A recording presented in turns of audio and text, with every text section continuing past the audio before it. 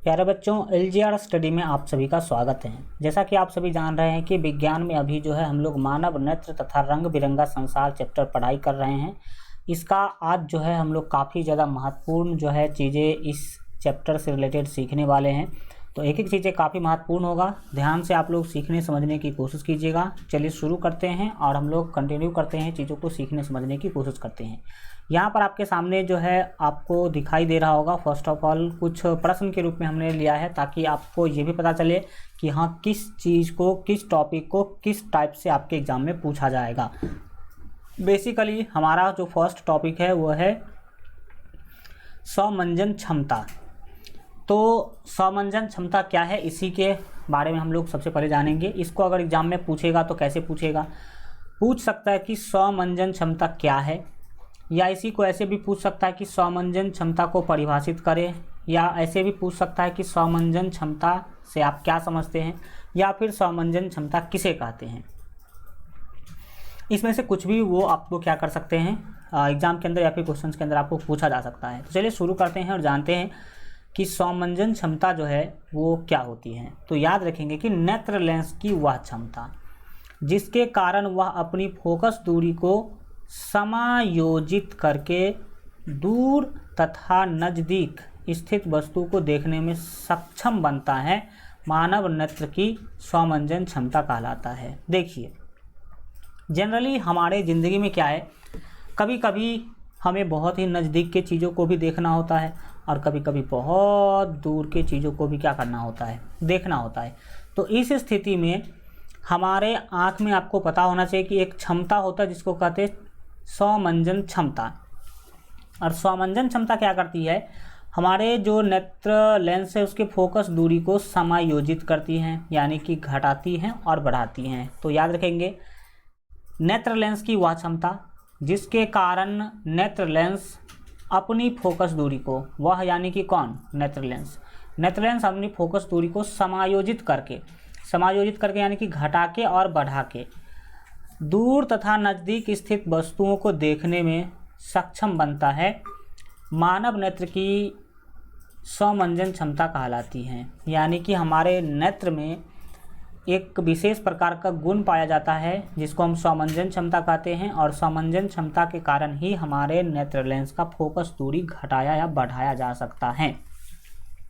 अगर बहुत ही नज़दीक के चीज़ों को देखना हो तो हम फोकस दूरी क्या कर देंगे, घटा देंगे, और बहुत ही दूर के चीज़ों को देखना होता है तो हमारा जो नेत्र लेंस है उसका फोकस दूरी बढ़ा दिया जाता है स्वमंजन क्षमता के कारण। अब इसमें याद रखने वाली बात यह है कि आप ध्यान देंगे कि सामान्य आँख के लिए स्वमंजन क्षमता जो है 4 डायोप्टर होता है। जो सामान्य आँख है उसका स्वमंजन क्षमता कितना डायोप्टर होगा, तो 4 डायोप्टर होगा। ये आप याद रखने की कोशिश करेंगे। अब हम लोग बढ़ते हैं आगे और अगले चीज़ों को समझेंगे। ये कई बार आपके ऑब्जेक्टिव में पूछे गए हैं तो इस पर आप फोकस करने की कोशिश करेंगे। मानव नेत्र की सामान्य दृष्टि के लिए दूर बिंदु तथा निकट बिंदु नेत्र से कितनी दूरी पर होते हैं, ये आपको क्या करना है, बताना है। देखिए, मानव नेत्र की सामान्य दृष्टि के लिए, यानी कि सामान्य आँख, वह आँख जिसमें कोई रोग ना हो, वो आँख जो है ज़्यादा से ज़्यादा कितना दूर देख सकता है और नज़दीक से नज़दीक कितना निकट जो है वो देख सकता है। तो देखिए, इसका हम आपको बहुत ही प्रैक्टिकली समझाते हैं। मान लीजिए कि ये किसी का आँख है, ये आपका ही आँख है, मान लीजिए, ठीक, ये आपका आँख है, और हम जानना चाहते हैं कि ये अगर आँख है तो इससे कितना दूर तक के वस्तु को हम देख सकते हैं और कितना नज़दीक तक के वस्तु को क्या कर सकते हैं, देख सकते हैं। तो याद रखिएगा,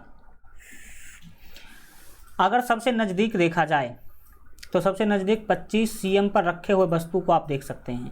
अगर आँख से 25 cm के दूरी पर, कितना, तो 25 cm के दूरी पर अगर कोई वस्तु है तो आप उसको देख पाएंगे।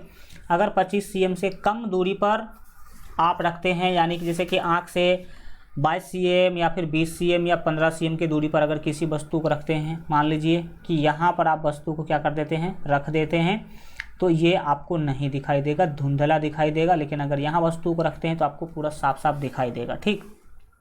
तो याद रखिएगा कि निकटतम कितना दूरी पर रखा हुआ वस्तु हम देख सकते हैं। तो निकटतम हम 25 cm के दूरी पर रखे हुए वस्तु को देख सकते हैं।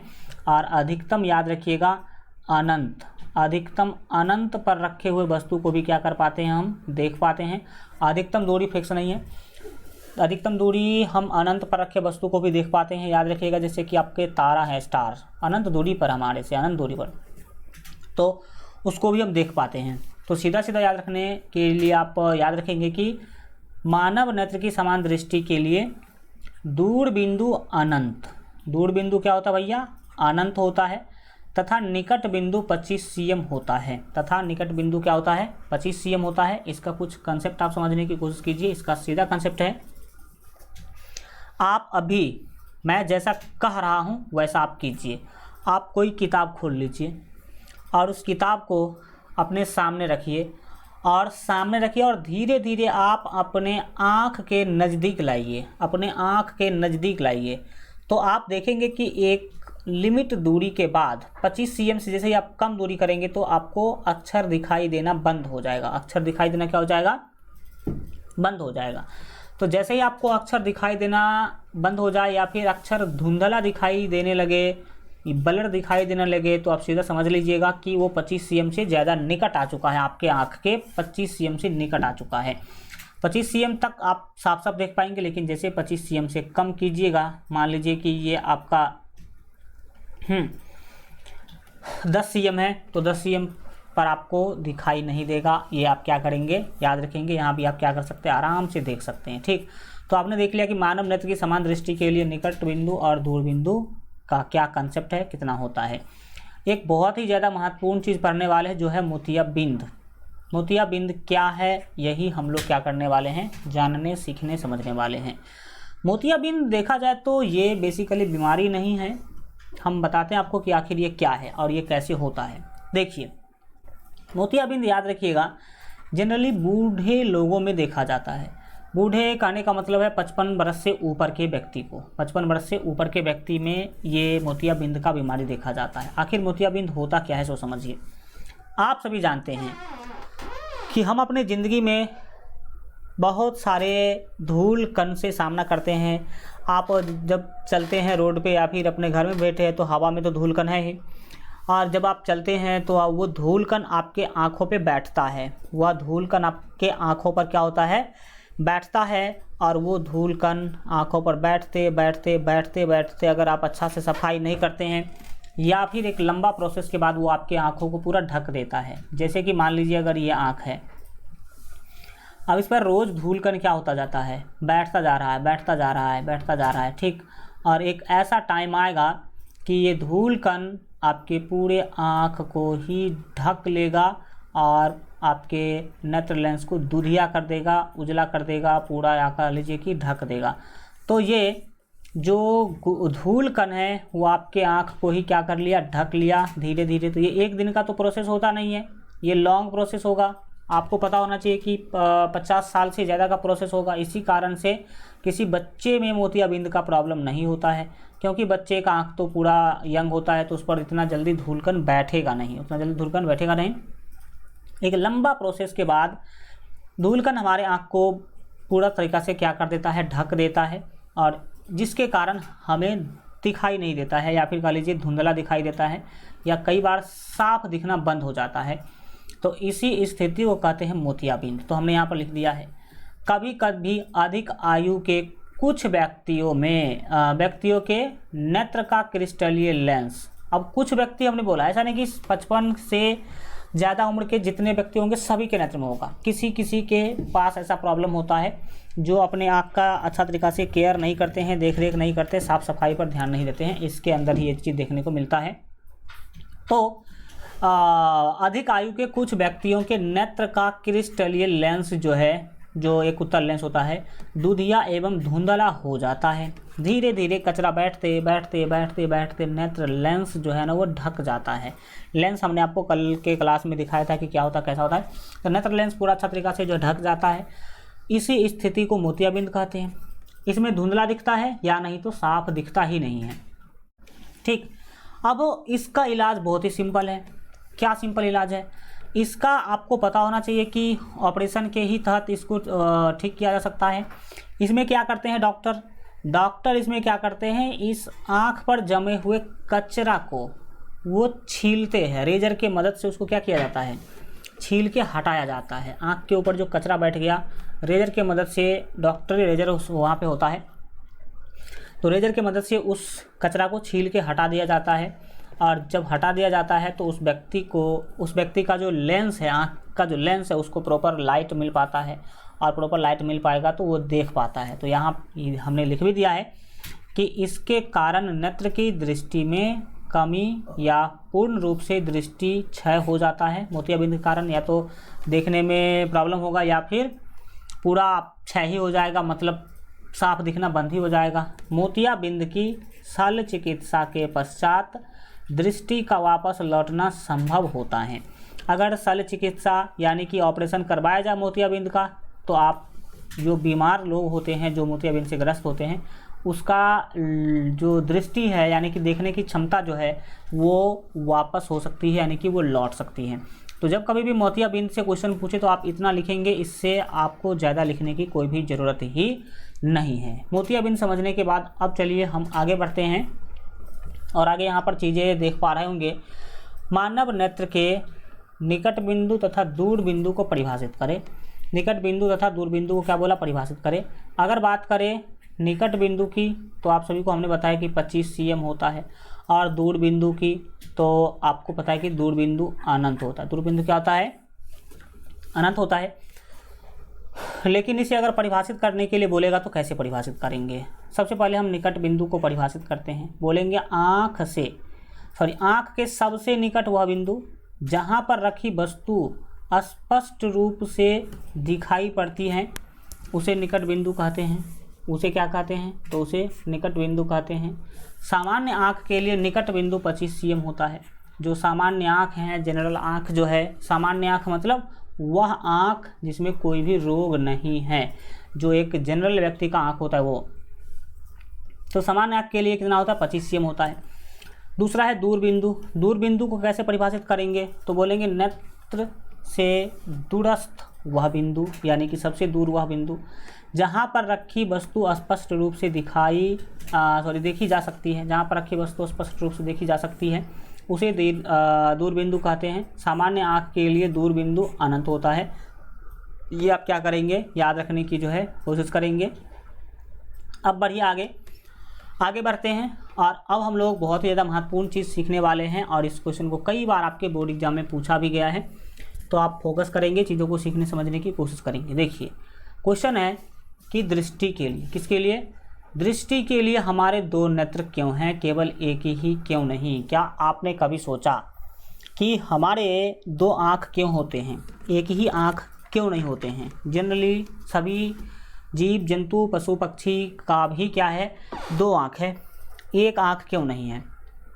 तो हम सबसे पहले आज के इस टॉपिक में यही जानने वाले हैं कि अगर एक आँख होता तो क्या होता, अब एक आँख के बजाय दो आँख है तो इसका क्या फ़ायदा है, वो सब अभी क्या करने वाले हैं, डिस्कशन करने वाले हैं। तो यहाँ पर आप क्लियरली देख पा रहे होंगे कि एक नेत्र की बजाय दो नेत्र होने के हमें अनेक लाभ हैं। पहला, इससे हमारा दृष्टि क्षेत्र विस्तृत हो जाता है, यानी कि देखने का जो क्षेत्र है वो क्या हो जाता है, विस्तृत हो जाता है। याद रखिएगा एक आँख हमारा ये है, तो एक आँख का जो दृष्टि क्षेत्र है वो लगभग आपको पता होना चाहिए कि 150 डिग्री होता है। कितना होता है, 150 डिग्री का होता है। तो ये एक कितना देखा, 150 डिग्री का ये देख पाया। अब दो आँख हो जाने से क्या है कि 150 डिग्री ये भी देखेगा, 150 डिग्री क्या करेगा, ये भी देखेगा। तो ये 150 मिला करके आपको ये ओवरलैप होगा ही, देख सकते हैं कि एक दूसरे पर ये जो एंगल है वो ओवरलैप हो रहा है। तो 150 के बाद ये 300 तो नहीं हो पाता, लेकिन 180 हो जाता है। अब यहाँ से लेकर के आप यहाँ तक पहले देख पा रहे थे, लेकिन अब यहाँ से लेकर के यहाँ तक देख पाएंगे, यानी कि आपका दृष्टि क्षेत्र क्या हो गया, बढ़ गया। दृष्टि क्षेत्र क्या हो गया, बढ़ गया। तो यहाँ पर आपने वही देखा है कि इससे हमारा दृष्टि क्षेत्र विस्तृत हो जाता है, यानी कि बढ़ जाता है। याद रखेंगे मानव के एक नेत्र का क्षैतिज दृष्टि क्षेत्र लगभग 150 डिग्री होता है, जैसा कि हमने आपको बताया है। जबकि दो नेत्र द्वारा यह लगभग 180 डिग्री हो जाता है। दो नेत्र जैसे ही होगा तो ये मान 180 डिग्री हो जाता है, जिसके कारण किसी मंद प्रकाशित वस्तु को संसूचन की क्षमता बढ़ जाती है। यानी कि अगर एक आंख से देखेंगे तो जहाँ पर प्रकाश कम है वहाँ पर नहीं देख पाएंगे, लेकिन अगर दो आंख से देखते हैं तो उसको देखने में हमें क्या होती है, आसानी होती है। दो आंख से हम आसानी से चीज़ों को क्या कर पाते हैं, देख पाते हैं। अब आप देखते हैं अगर मनुष्य का बात किया जाए तो मनुष्य का दोनों आंख सामने होता है। मनुष्य का दोनों आंख क्या होता है, सामने होता है। लेकिन कुछ ऐसे पशु पक्षी जीव जंतु है जिसका आंख सामने न होकर के बगल में होता है। कान के जैसे कि कान है बगल में, वैसे ही आंख उसका बगल में होता है। जैसे कि अगर देखने का कोशिश करेंगे तो आप यहाँ पर देख पाएंगे घोड़ा का देखिए आंख सामने न होकर के बगल में है। घोड़ा का आंख कहाँ है, सामने में न होकर के कहाँ है, बगल में है। ठीक, तो इसका बगल में क्यों होता है, किस कारण से होता है, वो पूरा अभी हम लोग क्या करते हैं, जानते हैं। देखिए हमने लिख ही दिया है कि बहुत सारे पक्षियों और जानवरों के सिर पर दो नेत्र विपरीत दिशा में अवस्थित होते हैं। हम लोगों का आँख पूरा दोनों सामने की दिशा में है, लेकिन इसका एक आँख इस दिशा में और एक आँख क्या होगा, इस दिशा में वो होता है, जिसके कारण इसके दृष्टि क्षेत्र अधिक हो जाता है। इसका देखने का जो क्षेत्र है हमारा 180 डिग्री ही लगभग होता है और इसका 360 डिग्री लगभग हो जाता है। घोड़ा क्योंकि आप सब बन सकते, एक 180 डिग्री में इधर देखेगा, 180 डिग्री में इधर देखेगा, तो 360 हो गया कि नहीं हो गया, लगभग 360 डिग्री में ये जो पशु हैं या फिर इस तरह के जो पक्षी होते हैं वो क्या होते हैं, देख पाते हैं। विशेष करके इस लोगों का डिज़ाइन इसीलिए किया जाता है ताकि अधिक से अधिक चीज़ों को देख पाए और अपने आप को शिकारी हो या फिर कोई शिकारी जानवर हो उससे सुरक्षित रख पाए। ठीक, तो ये आपने देख लिया कि क्यों होते हैं। अब एक चीज़ देखे होंगे कि देखिए जनरली ये जो घोड़ा है ना, घोड़ा आपको यहाँ पर दिखाई दे रहा होगा, घोड़ा का आँख होता है बगल में। घोड़ा का आँख क्या होता है, बगल में होता है। इधर भी आप देख पा रहे होंगे कि इधर की ओर क्या है, बगल में घोड़ा का आँख है। अब घोड़ा का आँख जब बगल में है तो एक मिनट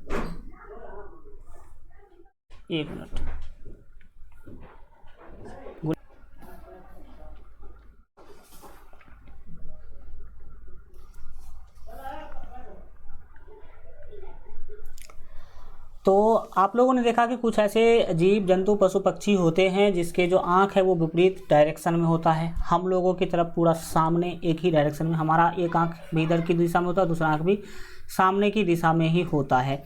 लेकिन आप जितना जाता एग्जाम्पल देख रहे हैं कि यहाँ पर जो घोड़े की आँख है वो क्या है, विपरीत डायरेक्शन में आपको दिखाई दे रहा होगा। अब समझिए एक बहुत ही ज़्यादा महत्वपूर्ण बात पर हम चर्चा करने वाले हैं। आपने देखा होगा, अगर आपने घोड़ा गाड़ी देखा होगा तो आपको ज़रूर जो है यहाँ पर पता होगा, तांगा अगर आपने देखा हो तो आपने देखा होगा कि तांगा वाले जो हैं वो घोड़ा के आँख पर कुछ इस तरीक़ा का पट्टी बांध देते हैं। इसका क्या मतलब है, क्यों ऐसा किया जाता है, ये कभी आपने सोचा है क्या? नहीं सोचा तो देखिए अभी मैं आपको बताता हूँ कि आखिर इसका कारण क्या है। क्या साइंस जानते हैं घोड़ा वाले, वो समझने की कोशिश कीजिए। देखिए आप सभी को पता है कि घोड़ा का दृष्टि क्षेत्र होता है बहुत ही ज़्यादा। घोड़ा का दृष्टि क्षेत्र लगभग 360 डिग्री होता है। अब ये रोड पे चलता है, रोड पर अगल बगल में बहुत अलग अलग प्रकार के समझते हैं कि इवेंट्स होते रहते हैं, अलग अलग प्रकार के जो है चीज़ें होते रहते हैं। तो घोड़ा को अगल बगल से मतलब नहीं रहना चाहिए। जब ये गाड़ी खींचता है तो इसको अगल बगल से मतलब नहीं रहना चाहिए, इसको केवल सामने से मतलब होना चाहिए कि हाँ सामने, जैसे कि हम लोगों का जो दृष्टि वो सामने देखता है, दाहिने बाएं नहीं देखता है। और जब दाहिने बाएं हम देखेंगे तो एक्सीडेंट का संभावना ज़्यादा हो जाता है। तो इसीलिए हम जब कभी भी ड्राइव करते हैं या फिर चलते हैं तो हमें क्या है, पूरा सामने देखने की सलाह दी जाती है और हमें देखना भी चाहिए। अगर हम अगल बगल दाहिने बाएं देखेंगे तो एक्सीडेंट हो सकता है। तो इसी कारण से घोड़ा के दोनों आँख के बगल में पट्टी जैसा सिस्टम लगा दिया जाता है। इससे क्या होता है कि घोड़ा दाहिने और बाएं नज़र नहीं दौड़ा पाता है और केवल सामने देखता है। अगर दाएं बाएं नज़र दौड़ाएगा घोड़ा तो एक्सीडेंट हो सकता है। इसीलिए इसको केवल सामने देखना जो है इसीलिए इसको क्या किया जाता है, तो दोनों बगल पट्टी बांध दिया जाता है। तो ये आपने देख लिया कि हाँ, ये पट्टी बांधने का क्या मतलब है। पट्टी बांधने का सीधा मतलब है कि दृष्टि क्षेत्र कम करना। घोड़ा का दृष्टि क्षेत्र कम करने के लिए जो उसके मालिक होते हैं उसको क्या करते हैं, दोनों बगल से पट्टी बांध देते हैं ताकि इसका दृष्टि क्षेत्र कम हो जाए। और जब कम चीज़ों को देखेगा तो घोड़ा जैसे भड़कने वाला कुछ सिस्टम भी होता है, तो ये ज़्यादा जल्दी भड़केगा नहीं और ये क्या होगा, अच्छा तरीक़ा से आगे बढ़ता जाएगा। तो ये चीज़ें हैं, आप याद रखने की कोशिश करेंगे।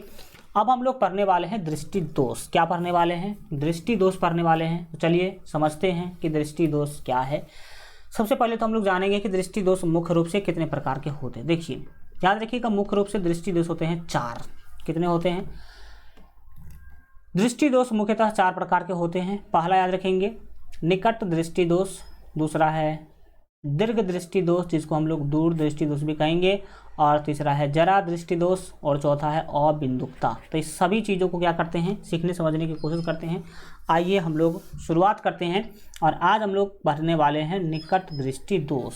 फिर इस 3 दृष्टि दोष को हम लोग अगले क्लास में डिटेल से पढ़ेंगे, क्योंकि एक ही दिन सब कुछ ये करेंगे तो फिर खिचड़ी सा हो जाएगा।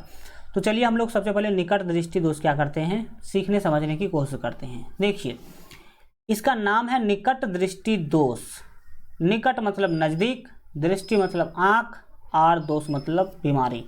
तो आँख में होने वाला दोष है ये, इसका नाम है निकट दृष्टि दोष। हम देखे हैं कि कई बच्चे कन्फ्यूजन में होते हैं, वो सोचते हैं कि अगर निकट दृष्टि दोष है इसका मतलब जिसके आँख में निकट दृष्टि दोष होगा वो निकट यानी कि नज़दीक के चीज़ों को नहीं देख पाएगा, दूर के चीज़ों को ही देख पाएगा। लेकिन इसका डिफिनीशन जस्ट उल्टा है। निकट दृष्टि दोष का मतलब है वह व्यक्ति जो निकट के वस्तु को तो देख पा रहा है लेकिन दूर के वस्तु को नहीं देख पा रहा है। तो याद रखिए कि निकट दृष्टि दोष है क्या। हमने लिख भी दिया है कि निकट दृष्टि दोष वाला कोई व्यक्ति निकट रखी वस्तु को तो स्पष्ट देख सकता है, साफ साफ वो निकट के वस्तु को देख सकता है, लेकिन दूर रखी वस्तु को वह सुस्पष्ट नहीं देख पाता है। ऐसे दोष युक्त नेत्र में याद रखेंगे कि दूर रखी वस्तु का प्रतिबिंब रेटिना पर न बनकर रेटिना के सामने बनता है। देखिए यहाँ पर क्या होता है, नाम है निकट दृष्टि दोष, लेकिन इसका जो प्रभाव है वो जस्ट उल्टा होता है। निकट दृष्टि दोष से ग्रसित व्यक्ति निकट के वस्तु को तो देख पाता है लेकिन दूर रखे वस्तु को साफ साफ वो नहीं देख पाता है। ऐसा होता क्यों है, ऐसे दोष युक्त नेत्र में जो है दूर रखी वस्तु का जो प्रतिबिंब है वो रेटिना पर न बनकर रेटिना के सामने बनता है। जैसे देख लीजिए, मान लीजिए कि ये कोई आँख है, ये क्या भैया, ये कोई है आपका आँख, ठीक। और यहाँ पर लेंस लगा हुआ है, आपने कल देखा होगा क्लास के अंदर, यहाँ पर क्या है, नेत्र लेंस लगा हुआ है। अब यहाँ जो नेत्र लेंस है अनंत पर यानी कि बहुत ही दूर पर कोई क्या रखा हुआ है, वस्तु रखा हुआ है। अनंत दूरी पर कोई क्या रखा हुआ है, वस्तु रखा हुआ है। अब यहाँ से आप प्रकाश किरण क्या करते हैं, भेजते हैं नेत्र लेंस में, तो ये कुछ इस तरीक़ा से क्या होगा, ऐसे परावर्तित हो जाएगा। इधर से जब आप भेजेंगे तो, और फिर नीचे से भेजेंगे तो ये भी कुछ क्या करेगा, ऐसे ही क्या हो जाएगा, परावर्तित हो जाएगा। तो देखिए यहाँ पर ये कटा कहाँ पर, ये है आपका रेटिना। ये जो भाग है इस भाग को हम रेटिना कहते हैं। जैसा कि हमने आपको कल वाले पिछले क्लास में बताया है कि ये जो दीवार है इसी दीवार को रेटिना कहते हैं। अब इस दीवार पर फिगर नहीं बना, दीवार के सामने बन गया, तो यहाँ पर हमने वही लिख दिया कि प्रतिबिंब रेटिना पर न बनकर रेटिना के सामने बनता है। ऐसे स्थिति में ही दूर रखे वस्तु को ये व्यक्ति जिसके आँख में ये समस्या है वो नहीं देख पाता है। वह क्या कर पाता है, नहीं देख पाता है। तो आपने क्या देखा, आपने देखा कि कैसे जो है जो निकट दृष्टि दोष वाले व्यक्ति होते हैं आखिर वो दूर के वस्तु को क्यों नहीं देख पाते, क्योंकि दूर का जो वस्तु है उसका प्रतिबिंब रेटिना पर न बन करके रेटिना के सामने बन जाता है। कारण ये एक जो है कारण है। अब यहाँ पर हमने आपको डिटेल में बता ही दिया कि निकट दृष्टि दोष का कारण, एक कारण तो हमने आपको बता दिया जो कि ऊपर आपको लिखा हुआ दिख रहा होगा। अब हम दूसरा कारण के बारे में बात करते हैं। निकट दृष्टि दोष के जो मुख्य कारण है वो अब हम लोग चर्चा करना शुरू करते हैं। तो यहाँ पर देखिए हमने लिख दिया है, निकट दृष्टि दोष के होने का मुख्य कारण निम्नलिखित हैं। पहला, नेत्र गोलक का लंबा हो जाना, अर्थात नेत्र लेंस और रेटिना के बीच दूरी बढ़ जाना। देखिए क्या होता है, ये है मान लीजिए सामान्य आँख, जनरल आँख, जिसमें कोई भी दोष, कोई भी बीमारी इसमें नहीं है।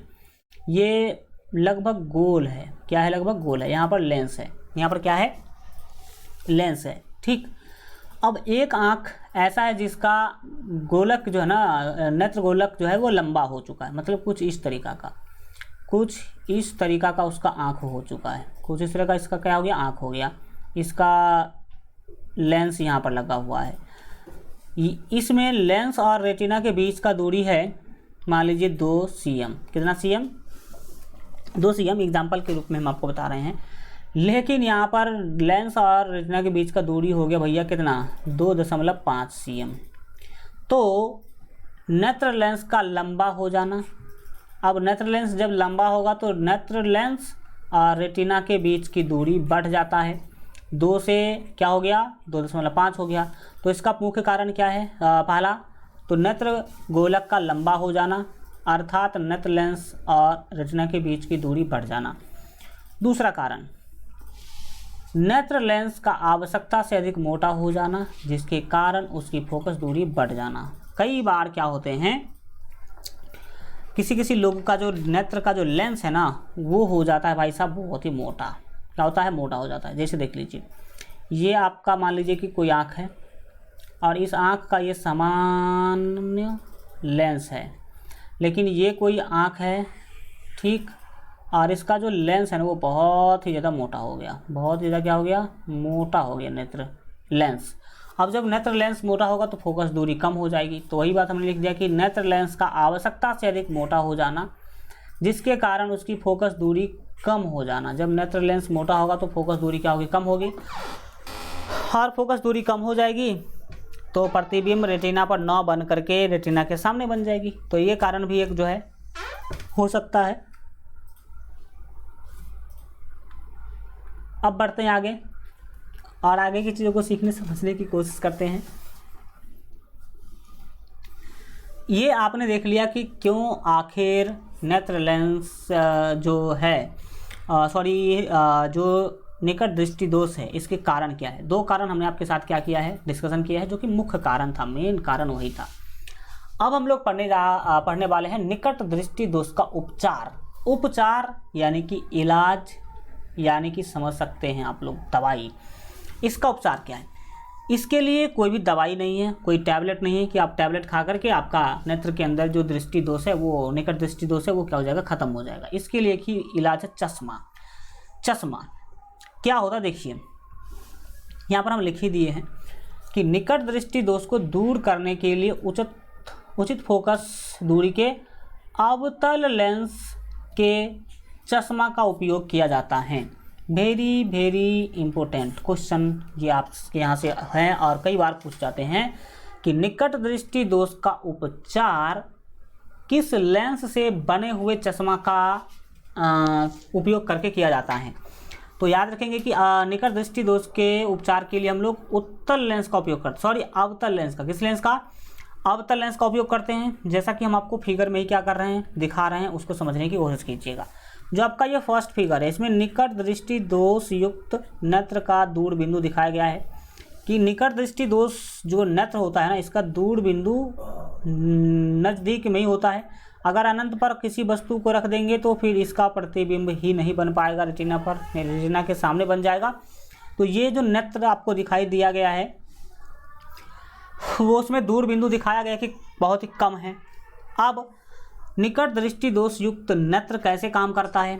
अब अगर निकट दृष्टि दोष युक्त किसी भी नेत्र के सामने अगर वस्तु को हम बहुत ही ज़्यादा दूरी पर रख दिए, बहुत ही ज़्यादा दूरी पर क्या करते हैं, वस्तु को हम रख दिए, तो उसका प्रतिबिंब देख सकते हैं कि ये जो है, अगर आपका ये रेटिना है तो रेटिना के सामने ही क्या हो जाता है, बन जाता है। रेटिना पर नहीं बनता है, रेटिना पर न बन करके रेटिना के सामने इसका प्रतिबिंब क्या हो जाता है, यहाँ पर देख पा रहे होंगे कि बन जाता है। अब रेटिना पर नहीं बनेगा तो उसका प्रतिबिंब जो है, उसका जो इंफॉर्मेशन वो माइंड को नहीं जाएगा और माइंड नहीं सोच पाएगा। तीसरी, अब हम सी नंबर ऑप्शन में आपको दिखाई दे रहा होगा कि किस तरह से इस चीज़ का इलाज किया जा सकता है, किस तरीक़ा से इस चीज़ का क्या किया जा सकता है, इलाज किया जा सकता है। देखिए, अगर हम नेत्रल लेंस का जो फोकस दूरी है वो अगर बढ़ाना चाहते हैं तो यहाँ पर हम लगा देंगे एक अवतल लेंस। क्या लगा देंगे? अवतल लेंस। और ये चश्मा के रूप में होगा जनरली, क्योंकि अब अवतल लेंस सामने में लटका करके रखना तो संभव है नहीं।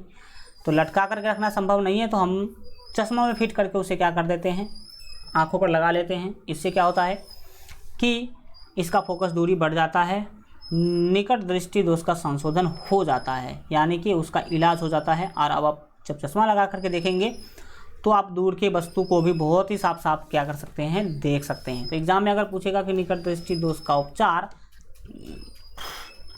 चित्र के माध्यम से, रेखा चित्र के माध्यम से समझे तो ये 3 चित्र आपको क्या करना होगा, बनाना होगा। ठीक, तो ये देखा आप लोगों ने क्या चीज़, तो निकट दृष्टि दोष देखा। इससे ज़्यादा कभी भी आपको दृष्टि दोष से संबंधित, निकट दृष्टि दोष से संबंधित कुछ भी नहीं पूछा जाएगा। आशा करते हैं कि आपको क्लास जो है अच्छा लगा होगा, चीज़ें समझ में आया होगा। Thank you so much, good bye, take care. मिलते हैं हम लोग फिर अगले क्लास में।